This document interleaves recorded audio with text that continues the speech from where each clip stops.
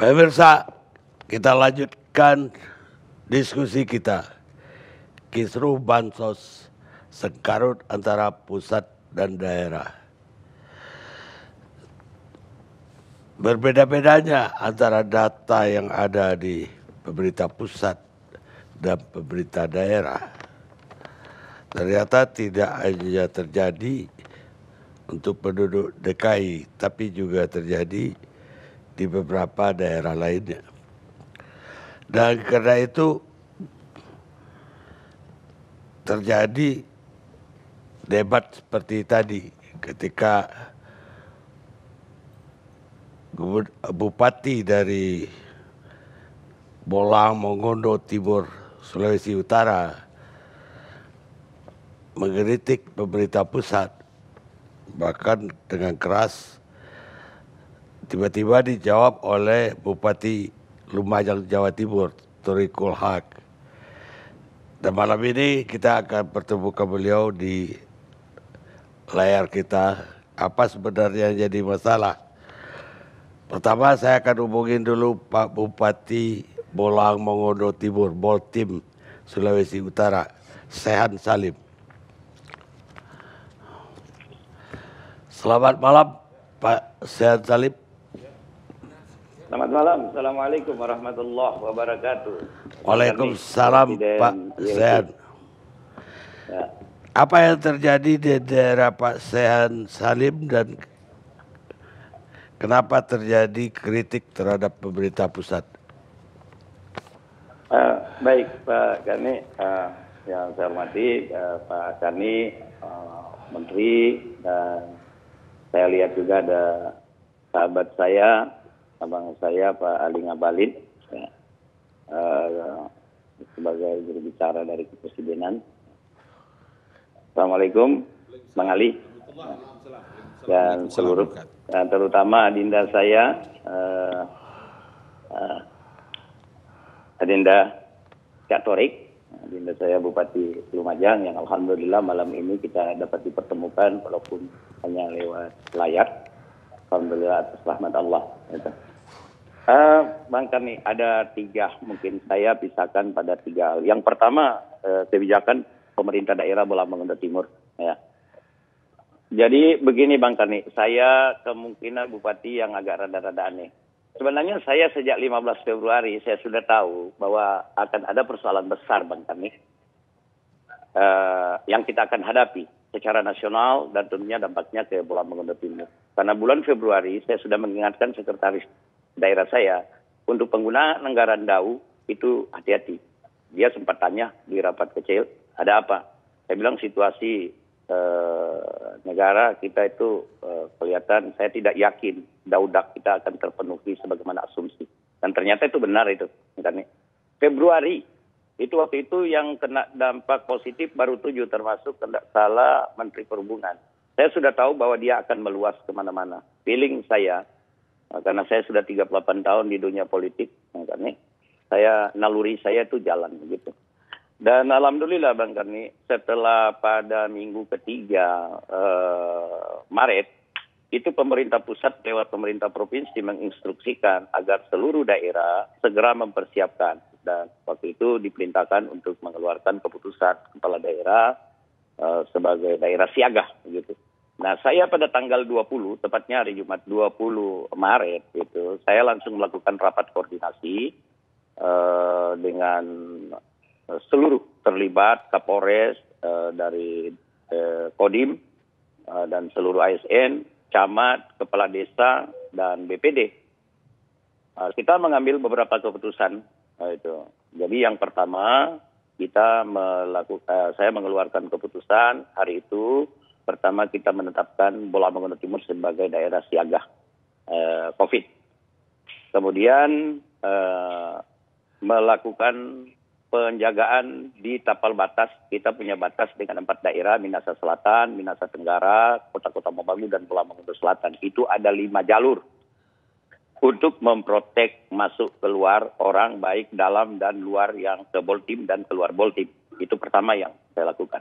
Hari itu saya putuskan. Kedua, saya melakukan keputusan untuk ASN eselon 3B ke bawah itu kerja di rumah.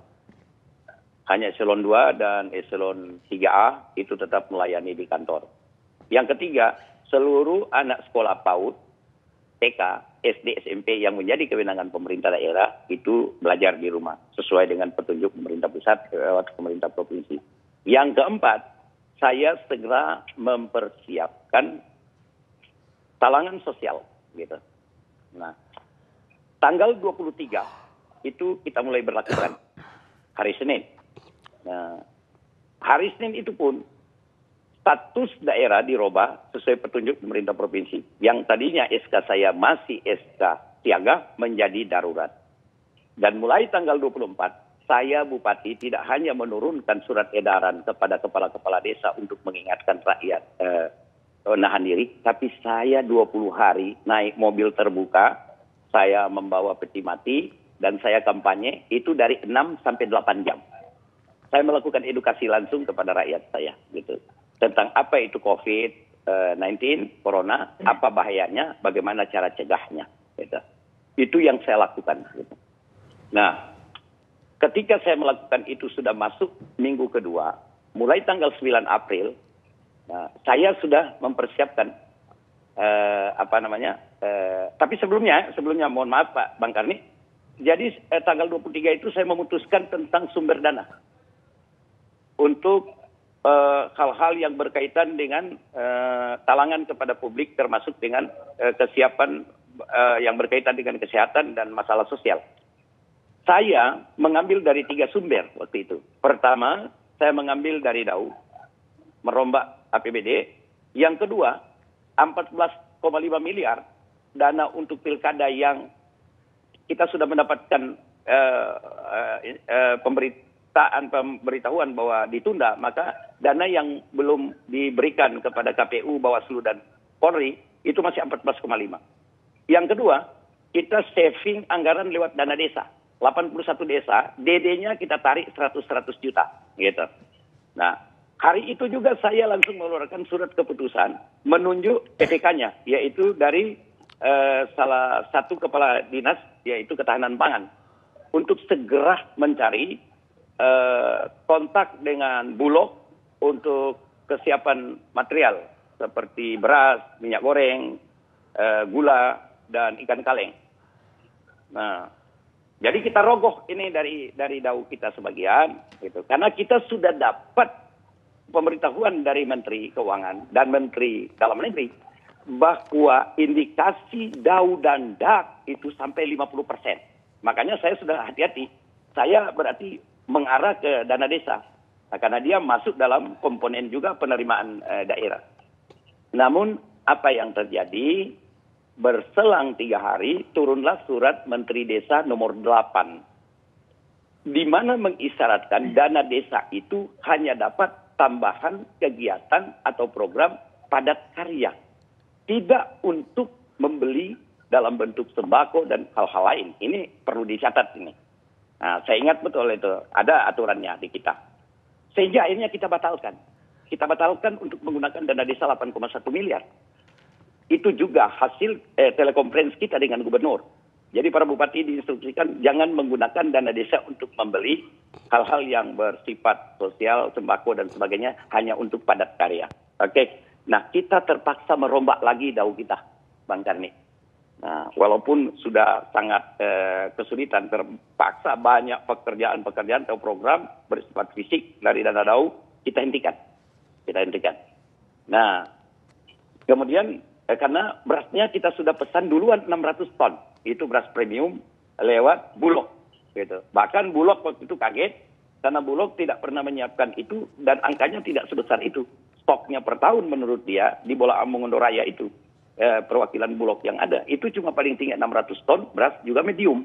Saya meminta premium. Alasan saya satu, yang punya duit rakyat. Saya makan beras premium, berarti pemilik harus makan beras premium dong. Jangan kasih beras ece-ece. Itu kan bikin malu itu menurut saya. Nah, udah, kita jalan.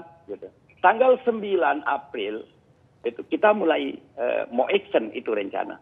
Untuk memberikan stimulus kepada masyarakat. Tiba-tiba muncul surat Menteri Dalam Negeri nomor 3. Intinya satu, memerintahkan bupati untuk segera menginstruksikan kepala desa menggeser dana desanya guna untuk talangan COVID, termasuk masalah sosial. Di situ saya kaget, kecolongan saya.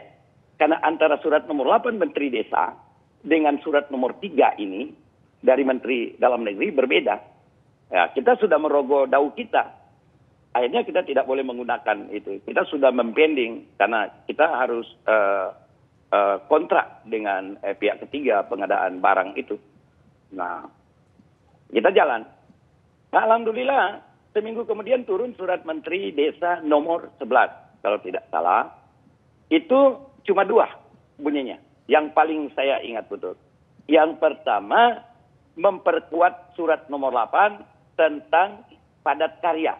Yang kedua, dana desa dapat juga digunakan untuk BLT. Wah Pak, itu di situ saya bingung, gitu.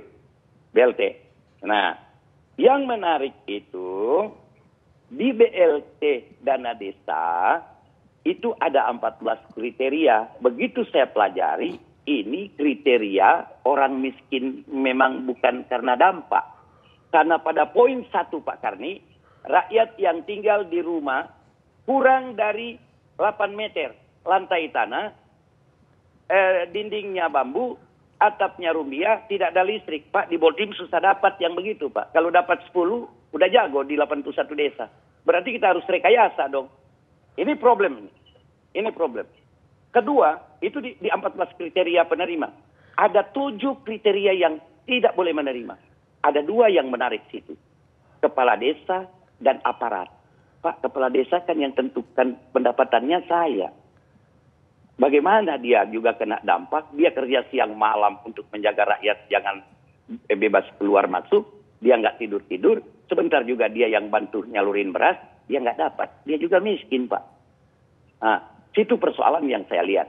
Yang kedua, di poin ke-7 itu, yang tidak boleh menerima BLT dari dana desa, yang menerima bantuan dari pemerintah kabupaten, provinsi, pusat, dan lain-lain. Kalimat dan lain-lain, saya sebagai orang hukum kaget. Ini bias, seharusnya tidak boleh ada kalimat dan lain-lain. Harus tegas. Apa itu dan lain-lain? Karena dan lain-lain itu kan jadi kemana-mana nih tafsirannya. Gitu.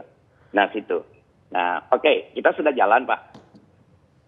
Menjelang 1 hari sebelum, karena mulai April tanggal 9 kita sudah jalan, saya tidak mau peduli siapa yang mau terima PKH, siapa yang nanti calon dapat BLT dari desa, siapa yang mau dapat BLT dari Kementerian Sosial.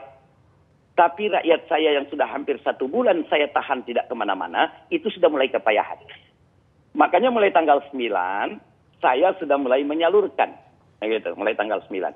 Tepat pada tanggal 23 April, sehari sebelum Ramadan, saya keluar dari rumah mau ke kantor, tiba-tiba melihat ada ibu 3 orang. Saya tanya untuk apa? Dia mengeluh, meminta beras. Saya agak itu. Udah pulang aja ke rumah, nanti ada yang mau datang ke rumah. Mereka langsung katakan, kami penerima BLT dan PKH, tapi kita butuh makan hari ini. Itu saya sampai tendang mobil saya dan saya mau menangis karena saya paling bertanggung jawab. Saya sadar betul ketika saya jadi bupati Dulang Neraka yang Allah buka untuk saya. Ketika ada rakyat yang mengeluh, udah mau sahur, butuh 1 liter beras, Pak. Mungkin para menteri tidak rasakan itu. Saya bupati rasakan itu. Saya nyesal karena saya agak keras negur itu. Udah pulang aja ke rumah, gitu. Nanti lagi. Mereka lari ke istri saya. Istri saya langsung panggil. Ini mereka meminta 1 liter karena masih mau tunggu BLT sama PKH belum tahu kapan. Saya kaget. Saya datang, saya tanya kepada, saya panggil, ada kebetulan salah satu aparat. Ini kenapa? Pak, memang dalam aturannya kalau mau terima BLT tidak boleh terima dari pemerintah daerah atau dari pemerintah provinsi. Saya pikir-pikir ini BLT-nya kapan begitu. Saya masih sabar Pak, gelisah saya di jalan karena dari rumah ke kantor saya cuma 5 menit. Saya singgah di tempat penampungan beras yang hari itu penyalurannya itu begitu lancar karena masing-masing desa bawa mobil dan itu dikawal oleh LSM, TNI, Polri, oleh wartawan, oleh organisasi kepemudaan, diserahkan langsung di rumah-rumah Pak. Karena saya nggak kasih itu yang ngumpul-ngumpul, itu diserahkan di rumah-rumah.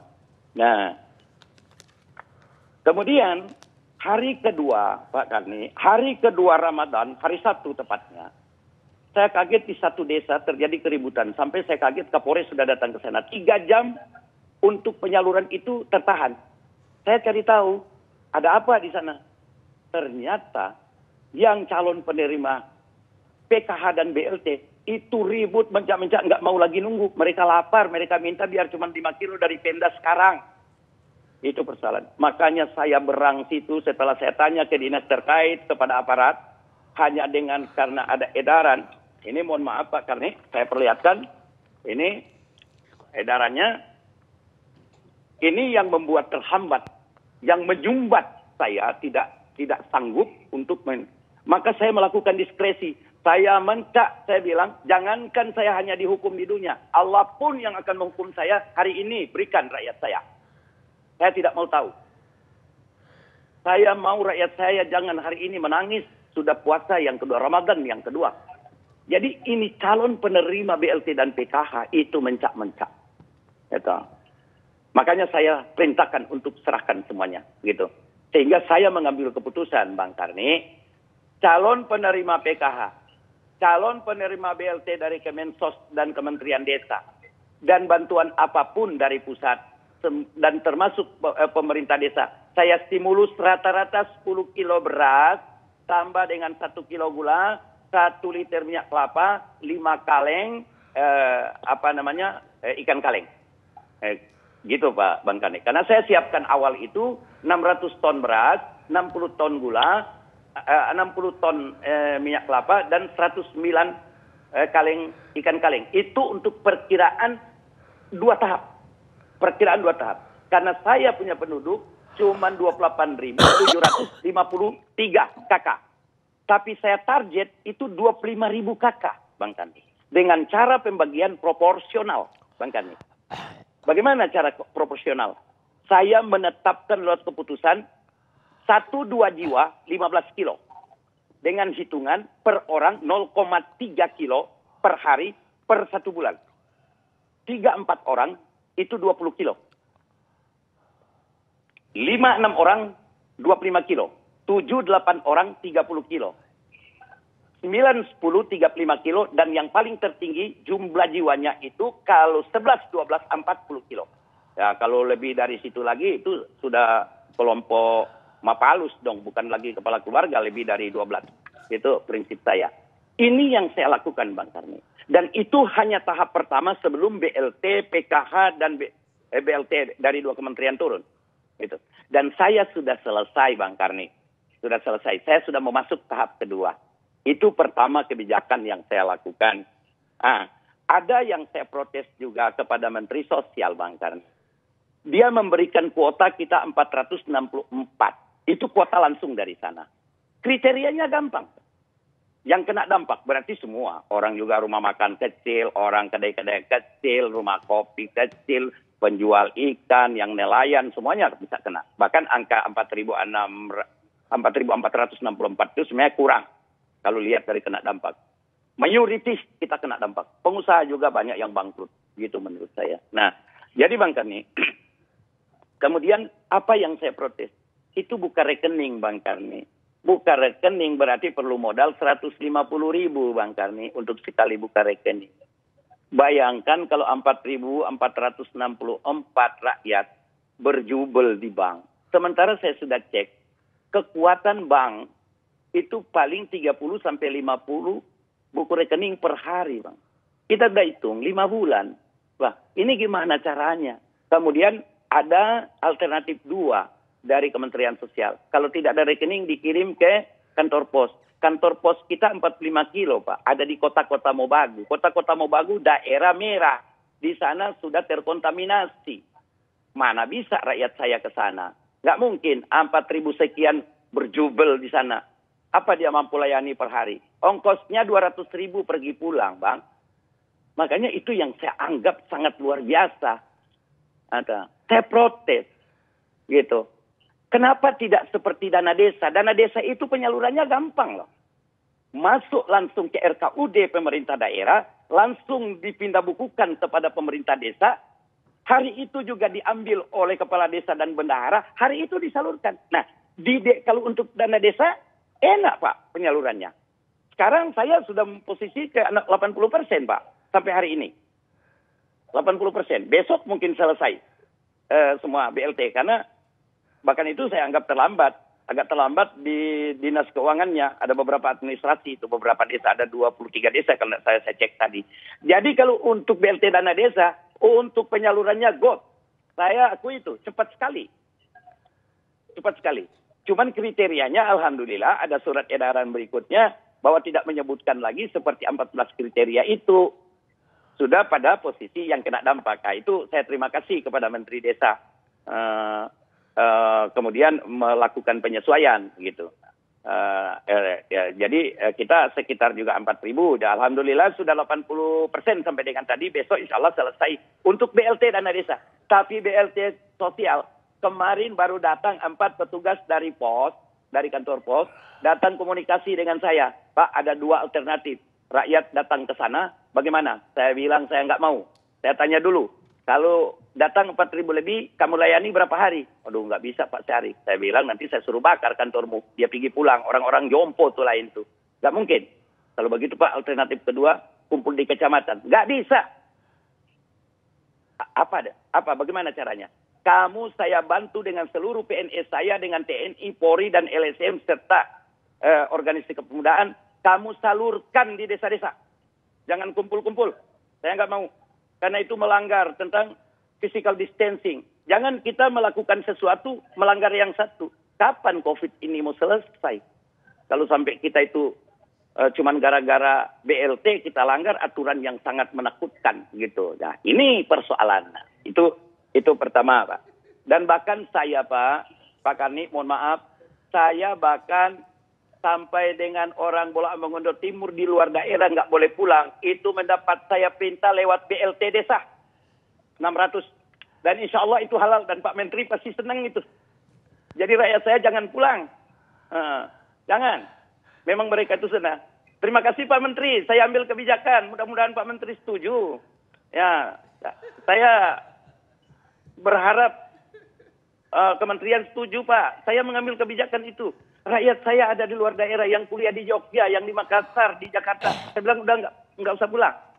Jadi saya kirimin karena mereka kena dampak. Karena pada prinsipnya yang dapat itu yang kena dampak. Mereka nggak boleh pulang, Pak. Jadi saya lakukan itu. Insya Allah dapat disetujui. Ini diskresi. Situasinya ini. Bahkan nih saya tertarik dengan Presiden, Pak. Kalau cuma soal data, Presiden kasih orang tidak ada data, Pak. Karena Presiden tahu sudah kepayahan rakyat. Sudah kepayahan. Loh, kita pembantu Presiden sebagai pelaksana konkoren kok kenapa masih pelangak-pelongok? Makanya saya langsung melakukan. Saya lihat, loh, orang nomor 1 kita sampai udah jalan pakai mobil. Ya kalau dia pakai mobil, kasih kantong-kantong beras. Ya saya bupati harus lari-lari dong, begitu. Itu menurut saya, demi Allah saya itu. Lihat Presiden saya sampai udah kasih masuk lorong Pak malam-malam. Besoknya Kapolri perintahkan Kapolres untuk seluruh Polres menyisir. Nah, alhamdulillah itu yang memotivasi saya. Yang terakhir untuk dengan adinda saya, Adinda Torik, saya bisa memaklumi Pak. Saya dulu waktu muda kayak dia juga Pak. Saya sekarang ini masih ada sisa-sisanya. Memang begitu sesama Nahdiyin kita itu begitu. Saya memaklumi Pak, saya mendorong supaya Dinda saya tetap semangat. Insya Allah dia tentunya tanggung jawabnya lebih gede, 1,2 juta gitu. Saya cuma 82.000 gitu. Saya sangat respect gitu. Memang ya namanya juga, saya dulu muda juga itu kontrolnya coba. Tapi alhamdulillah yang sepuh-sepuh itu sering nasihatin sehingga ya. Tapi masih ada sisa-sisa sedikit Bang kami. Itu. Insya Allah ada hikmah buat saya. Saya justru memberikan semangat kepada adinda saya Torik. Terima kasih Pak Bang Karni.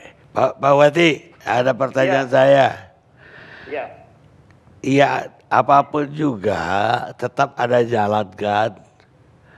Artinya kalau Pak Bupati mengusul ke pemerintah pusat dan mereka juga dengar, pasti ada jalan keluar. Kenapa Pak Bupati sampai ngamuk-ngamuk saya dengar sampai bilang menteri bodoh segala macam? Ya, jadi itu Pak Karni itu sangat spontan. Karena itu kejadian kedua. Satu hari sebelum Ramadan, rakyat saya menangis di rumah saya. Dan kemudian karena mereka itu butuh beras biar 1 liter untuk makan malam itu sahur. Ketika saya tanya ke salah satu aparat desa, kenapa mereka tidak boleh dapat? Ada itu yang mendapat BLT nggak boleh dapat, Pak. Waduh, saya masih agak tenang. Saya datang, tanya juga ke dinas terkait, katanya memang begitu aturannya. Nah, saya agak linglung di situ. Nah, yang kejadian kedua pada hari kedua Ramadan, hari Sabtu, itu ada anggota DPR, kemudian komisi, ada ketua dan ada komisi 3 yang mengawasi. Itu saya tanya, kenapa itu nggak bisa dapat? Itu, oh nggak boleh, memang aturannya. Disitulah saking mungkin semangat saya kepada sampai ini saya bilang, ini aturan bodoh, semuanya ini bikin aturan bodoh. Gitu. Kenapa? Yang tahu itu saya, Bang. Nah, saya memang berharap kepada teman-teman menteri, memang kalau membuat aturan, coba dialoglah dengan kita, dengan ini. Karena memang ini bansos ini sudah banyak membuat bupati masuk penjara, gitu. Tapi jangan digeneralisir, jangan digeneralisir. Tidak semua kepala daerah. Contoh adik saya Torik itu semangat sekali. Mudah-mudahan kita takut makan barang haram dah, gitu. Ya, kita bahkan saya Pak, saya turun langsung Pak, biar tengah malam. Karena penduduk saya 80%, saya kenal nama, saya kenal turunannya. Dan semuanya sudah cipika-cipiki dengan saya. Nih, hancur muka saya ini karena sudah hampir 10 tahun. Semua ketemu cipika-cipiki, Pak. Itu. Baik, karena Pak saya, Bupati. Jadi itu Pak Bupati. persoalannya. Baik. Terakhir, kenapa Pak Bupati sampai ribut lagi dengan Bupati Lumajang? Mas Ya Torik. itu. Ya. Jadi saya tadinya agak terpancing. Loh, kok adik saya ini? Saya protes kan menteri. Waduh. Saya langsung jawab spontan ketika saya ada di luar lagi berdiri, mau tunggu wartawan datang. Saya ngomong aja ya tuh gini. Ini sebenarnya dia urus aja gitu. Tapi kemudian nanti dia jawab kedua. Saya pikir-pikir, ditanya lagi wartawan. Saya bilang udah enggak lah. Biarin aja tuh adik saya, dia semangatnya gitu. Insya Allah dia mungkin bermaksud baik. Saya yang lebih sepuh, lebih tua harus memaklumi gitu. Dan akhirnya ya itu saya telepon dia, Dinda. Ini sebenarnya Anda maksud baik, tapi sebenarnya tujuan saya ke sini gitu. Menurut saya ya no problem. Hal-hal seperti itu akan membuat tambah semangat buat kita. Ya, dan mudah-mudahan seluruh kepala daerah akan terpicu dengan itu bahwa kita akan bagaimana memikirkan daerahnya masing-masing. Gitu, karena tingkat kesulitannya pasti berbeda-beda. Dan insya Allah sudah tidak lagi. Saya langsung ke itu, saya WA langsung dia. Saya cari lewat aplikasi. Saya minta sama Azwar Anas, mana tuh nomor adik saya, gitu. Saya mau telepon dia, walaupun saya lebih tua. Saya sudah mau tinggal 8 bulan, Bang. Sudah 2 periode. Adik saya insya Allah lanjut, terus Dindaku yang di Lumajang. Itu Bang Karni dari saya. Baik Pak Bupati. Mas Torik udah dengar dari Pak Bupati Lumajang. Tapi dari Bupati Bolang Mongondo. Mas Torik sendiri kenapa tiba-tiba kepingin mengkritik Bupati Sehan Salim ini? Iya, Bang Karni, Assalamualaikum warahmatullahi wabarakatuh. Waalaikumsalam. Waalaikumsalam. Semoga sudah berbuka semua ini. Bang Karni, bapak-bapak narasumber semua, ibu-ibu yang hadir. Saya begini deh, ini problem dasarnya memang ruwet ya.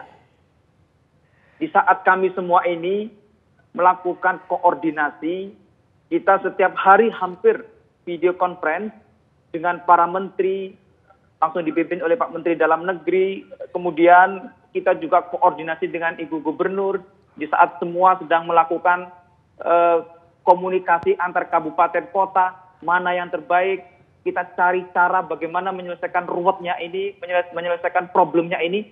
Tiba-tiba ada bupati yang bilang kerja seorang menteri, bodoh. Ya saya kira tidak pantas lah untuk diucapkan. Kan tersentak, Bang Karni. Kita ini memang ruwet, iya. Hari ini kita rasakan semuanya tentang itu. Dan kita semua, begitu kita diputuskan ada positif, begitu di tempat yang lain kota-kota besar positif, kemudian berefek kepada kabupaten kota yang lain. Nah, ini kan semua antisipasi mikirnya banyak hal. Bagaimana rumah sakit yang harus menyiapkan ruang isolasi, bagaimana tenaga medisnya, apalagi misalnya kalau dokter spesialisnya terbatas. Memang benar yang banyak dikatakan orang bahwa ya ini memang semua keadaan yang tidak normal. Ini kita ini sekarang ini kerja gila semua, Bang Karni.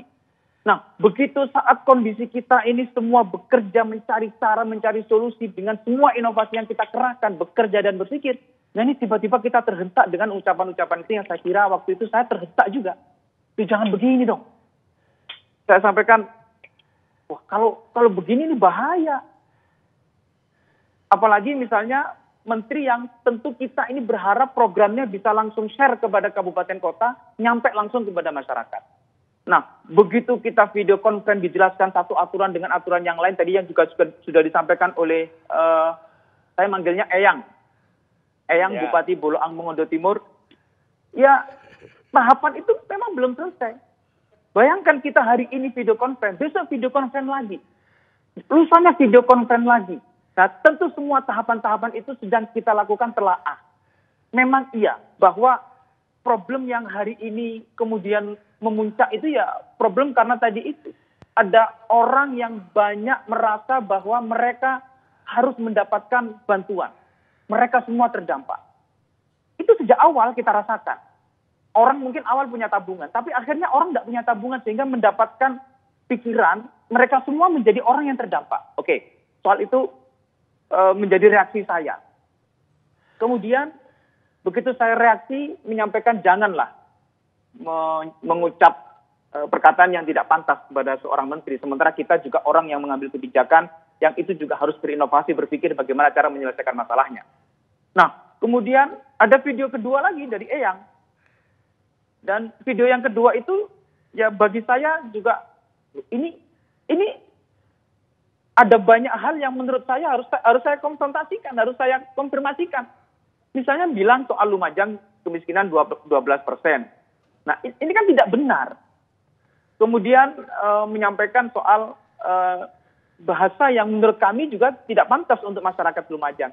Ini kan juga hal yang menurut saya harus kami konfirmasikan supaya hal-hal yang demikian tidak lagi menjadi problem yang meluas. Oke. Kemudian saya ditanya wartawan, kok tidak dibalas? Nah, akhirnya ya sudah ketika saya masih turun ke masyarakat, menyerahkan BLT dana desa, ketika saya sambil membagi bantuan, memastikan bahwa betul-betul tepat sasaran, ya saya sampaikan, nggak bisa diperbandingkan antara apa yang dilakukan oleh Eyang, Bupati Boloang Mongondo Timur, dengan kita yang di Lumajang. 1,2 juta orang ini dengan berbagai macam problem, dengan berbagai macam masalah, dengan kondisi yang tentu berbeda secara geografis.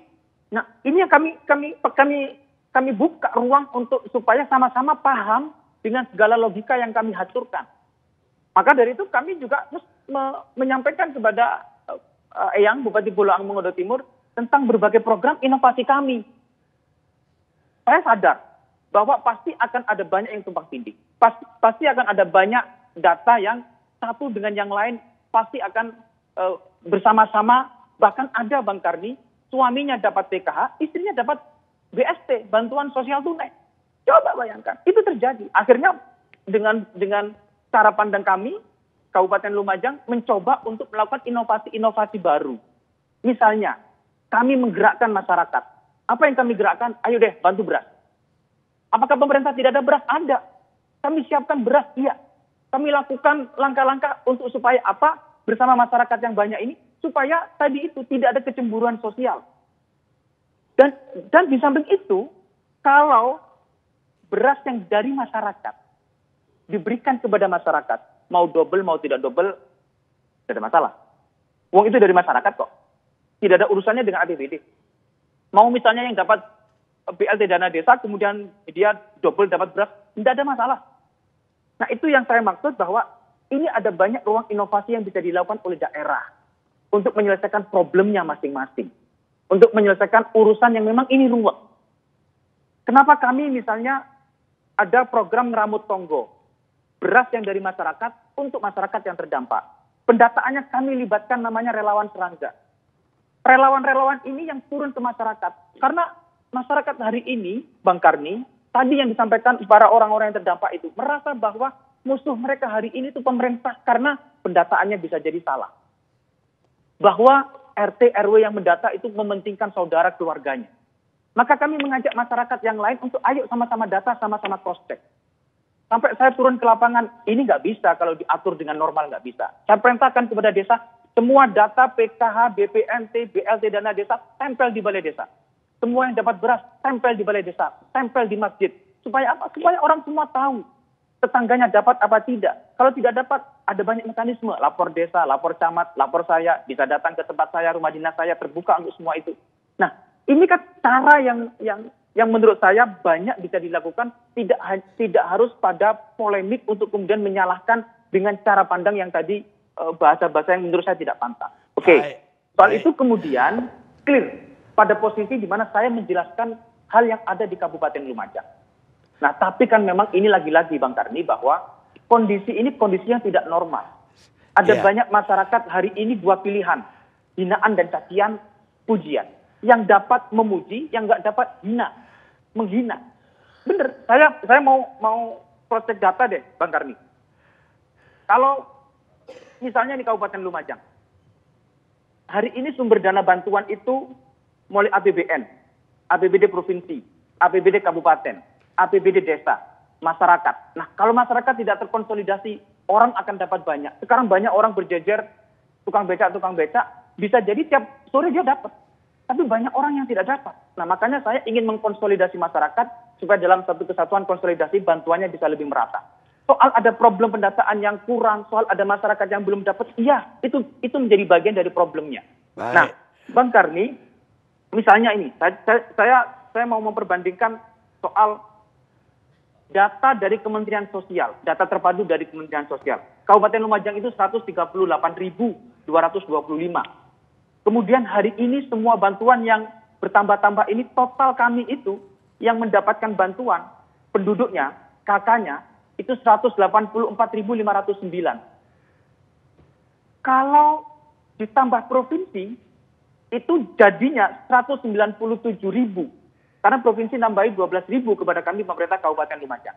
Nah, kakak kami, keluarga kami di Kabupaten Lumajang itu 321.000. Jadi kalau di total semua yang dapat bantuan itu 61%. Dengan segala problemnya tadi itu. Bayangkan kalau 61% ini bagi kami di Kabupaten Lumajang, itu kan tinggal 127.000 yang dapat. Oke, sekarang masuk ke problem. Problem yang tadi saya sampaikan.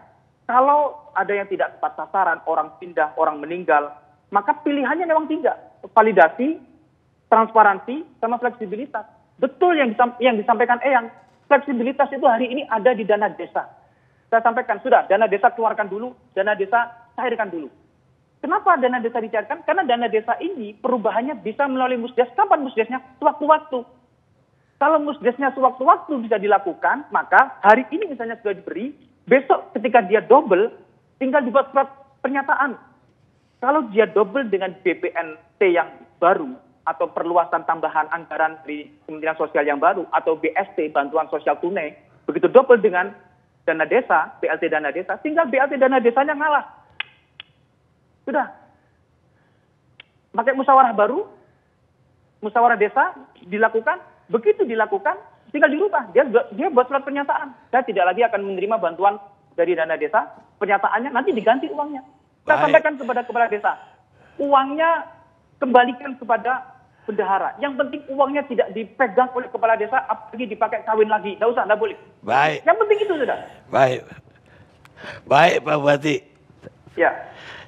Jadi ngomong-ngomong ini udah islah ya dengan Eyang.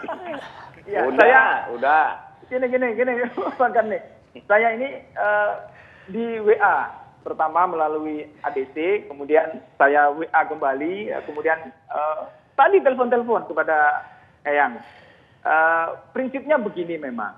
Kita ini hari ini semua kabupaten kota ini ya tadi itu sudah, ini kerja sudah nggak normal, ini sudah kerja gila Bang Karni. Edian lagi kerja gitu, benar Bang Karni. Nah karena itu maka menurut saya hari ini ayo deh wis, ini kerja inovasi yang bisa dilakukan. Kenapa saya misalnya melibatkan masyarakat? Begini, ASN misalnya kita minta untuk dia ikut membantu. Jadi kita punya tidak hanya gaji, kita kan punya TPP, hampir semua kabupaten kota punya tunjangan tambahan lah. Jadi kita minta tunjangan tambahan karena ASN sekarang itu tidak bekerja 8 jam. Tidak bekerja normal, tapi bekerja hanya 5 jam. Oke, sekarang Anda ASN karena bekerja tidak normal, bekerja hanya sebentar. Oke, ayo kita beri pemahaman, ayo bantu yang lain deh. Karena begini, orang sekarang itu sambat semua, orang sekarang itu punya kecurigaan, punya persepsi yang bermacam-macam. Misalnya begini, enak PNS, enak ASN. Nggak terdampak sama sekali, dia tetap dapat gaji. Nah ini kan bahaya kalau menjadi problem sosial yang nanti akan saling ada kecemburuan sosial. Maka saya ajak mereka bersama-sama. Bang Karni, kami berpikirnya tidak hanya 3 bulan Bang Karni. Ini bisa sampai Desember. Kalau sampai Desember kami juga harus mikir petani. Ini sekarang panen-panennya petani yang ada di kabupaten. Nah anggaran yang ada itu kami beli untuk beras petani. Supaya apa? Supaya uangnya muter di bawah. Kalau petani tidak ada yang beli berasnya, mereka panen. Kan ini jadi problem ekonomi di bawah yang stagnan. Begini deh, saya sampai begini kemarin berpikir. Tadi saya juga ngobrol-ngobrol sama Eyang. Pak Menteri semuanya, beri kewenangan kami kabupaten kota ini untuk melakukan revisi siapa yang menerima bantuan dari pemerintah. Beri kewenangan kami untuk melakukan evaluasi. Karena begini, orang sekarang begitu tidak tepat sasaran. PKH tidak tepat sasaran, rumit mau merubah orang yang tidak tepat sasaran untuk mendapatkan bantuan dipindahkan kepada yang lebih layak. Rumit.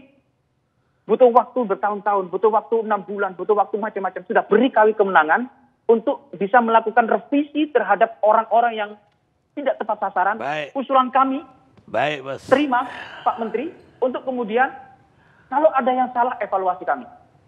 Ya udah didengar oleh Pak Menteri. Jadi Iya.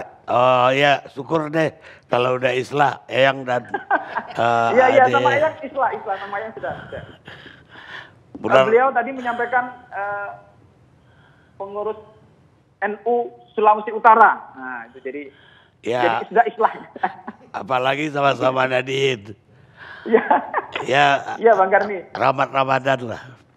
Iya. Pemirsa kita lihat.